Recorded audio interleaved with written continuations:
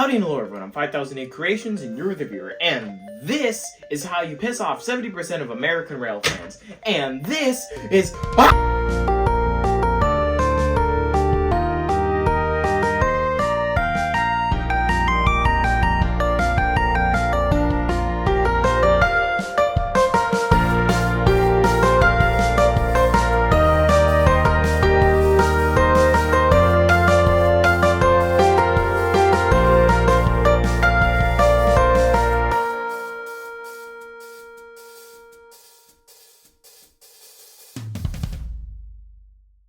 Railfans, like most other silly communities, just love to bitch. This is quite a common pastime of the Railfan, a creature that in many cases will call anyone who disagrees with him that the class 1s are perfect a foamer. And today, I'd like to look into two culprits that add a nice color of crimson red blood to the Railfan community here in my bedroom, because the actual set I was going to make for this video is not ready yet because, well... God damn it.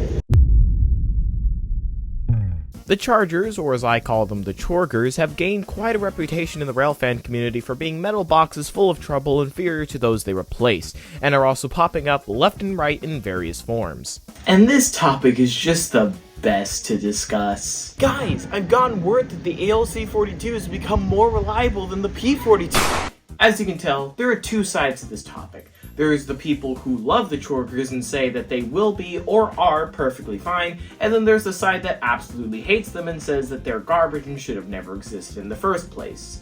There is bias for both of these. The camp that hates them has the bias of people thinking they are ugly, that their horns are basic, and that they don't have enough of an American feel to them. And the thought that the F-59s, the P-42s, and the F-40s they replaced were 10 times better. The other camp is mainly with people who are the opposite. People who like the look of them, like their horns, or just didn't favor the old locomotives that much. This camp also has the extra bias of people who are optimistic about the future of passenger rail in America, whatever that may entail. I'll say this here, I'm in the camp of liking the Chorgers. While yes, the older models can be hit or miss sometimes, and the freezing problem was a pretty big scare, the newer models of the Chorgers can be actually pretty reliable for the most part. And Siemens and Amtrak have come out and said that they have fixed the software and hardware issue that caused the Chargers to freeze up in extremely cold conditions. But I can see where people come from when they criticize them. Their horns are usually nothing to go crazy about, and they for sure look very different than other models that we've seen in the US before. And as I said, the old models, a few good examples being the Surfliner Chorgers and a few of the old Coaster Chorgers, have some general issues. But as I previously said, the new models, basically all Chorgers built after 2020, have many of the general issues fixed, with the major issues like freezing publicly being shown to have been addressed, and nowadays the ALC-42s, the one that replaced the P-42s on most of Amtrak's systems, have shown to be more reliable in most cases. And as I've seen with coasters down here in San Diego, 5006 to 5008 have been very reliable ever since they've gone fully into service. Granted, now 5009 can be a bit iffy, but it seems to be working pretty much fine nowadays. But all in all, it's pretty obvious that despite these locomotives' flaws and their issues in their early times, in the near future, they will most likely start to thrive in the US whether people like it or not. And what do you know, things happening whether people like it or not leads us into our next topic, these abominations. Just kill me already. What is this? Why? I don't understand. Battery electric locomotives are a prime example of railroads realizing that, crap, we need to make ourselves look like we care about the environment. I've got it. Yeah, despite rail already being the cleanest form of mass transit, with there already being electric trains using overhead wires, companies look at this and crap their pants. Companies look at this and throw money at it. the big problem with battery electric locomotives is that they for sure will not last as long. Like, I can understand if you want to use them in a yard setting for shunting and stuff, because all the equipment you need for charging will be right there. However, that's not necessarily what these railroads want to use it for. And railroads won't even bat an eye at electrification.